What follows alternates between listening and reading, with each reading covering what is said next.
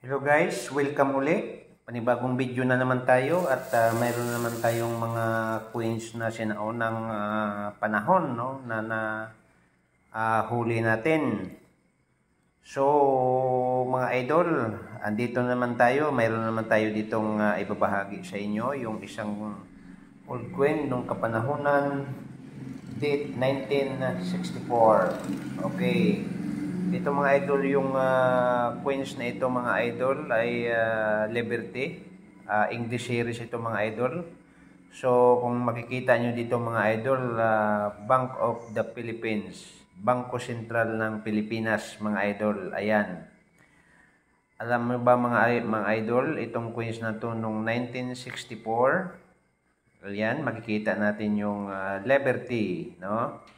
Nakahawak ng maso, no? Nakahawak yung sa tagiliran naman niya mga idol. Andiyan naman yung mayon volcano, no? So mga idol, ito yung harap, Liberty, and ito yung likuran niya. Ayan, no? Ibig sabihin mga idol, English series siya, pero dito siya ginawa sa Pilipinas mga idol, no? So, alam niyo mga idol, itong coins na to ay siguro hindi na ito nakikita ngayon, no? Kakaunti na lang ang may hawak nito ngayong coins na to mga idol. Kaya nga, mga idol, kung magugustuhan mo tong video na to, please don't forget, no?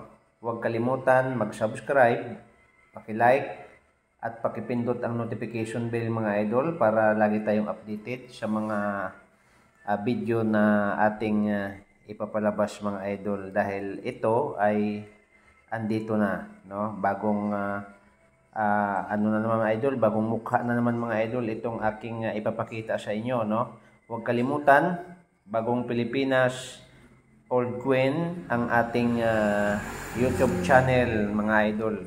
So mga idol, pag-usapan natin ngayon yung 50 centavos Philippine coins, no? So alam niyo mga idol, ang ating 50 centavos dito mga idol, no?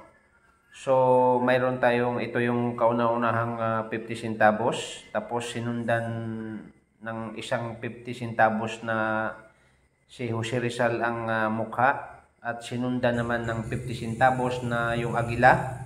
Natatandaan ninyo mga idol, pero ito yung history na ito yung kauna-unahang 50 centavos na ginawa, no, bago nasundan nung 50 centavos na kay Jose Rizal at saka kayong agila, no. So pag-usapan natin itong mga idol, no, kasi itong coins na to ay ang kanyang composition, no, nickel brass, 70% copper, no? So 18% zinc and 12% nickel. Ang kanyang timbang 10 grams at ang kanyang diameter 30.3 millimeter, at saka zip round mga idol, no? So ganun ito mga idol, ano. So mga idol, itong coins na to ay masasabi natin na hindi na natin nakikita sa circulation. At ito mga idol, yung hawak ko ngayon, napaka linis pa nito at hindi ito online. Talagang itong mga coins na to mga idol ay naitago ito nung aking mga magulang. Itong coins na ito ay hawak-hawak ko ngayon. At ito mga idol, sa ibang bansa, sa mga collectors, no, parang wala silang halos hawak nito mga idol, no. Itong akin ngayon mga idol, hawak nito nasa mga 40 pieces, no, 1964 at saka 1958 mga idol, no. So dalawa lang na klase, 1964 at saka 1958, no. So dito sa Pinas mga idol, itong coins na to kasi medyo high value na rin, high price na rin ito mga idol, kasi ito ay binibili na ngayon ng mga collectors dito sa atin sa Philippines, no.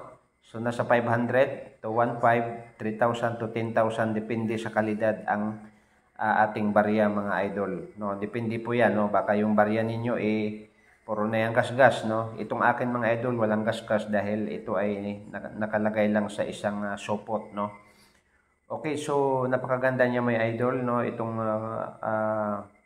centavos na ito.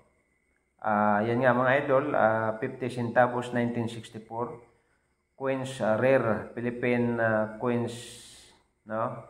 English series, no? How much? Naglalaro siya ng 1,500, 3,000, 10,000 per piece, mga idol. So, mga idol, hindi na ako magtatagal. At least meron akong naipakita sa inyo at kaunting paalala, no? So, itabi natin ito ng maigi kasi darating ang time, mga idol, darating ang panahon, maraming maghahanap nito ng mga collectors. So, maraming salamat mga idol. Huwag kalimutan, Bagong Pilipinas, Old Queen TV. No? So, huwag kalimutan mag-subscribe, paki-like, paki-share at paki-pindot ang notification bell para lagi tayong updated sa ating mga video. So, maraming salamat and God bless mga idol.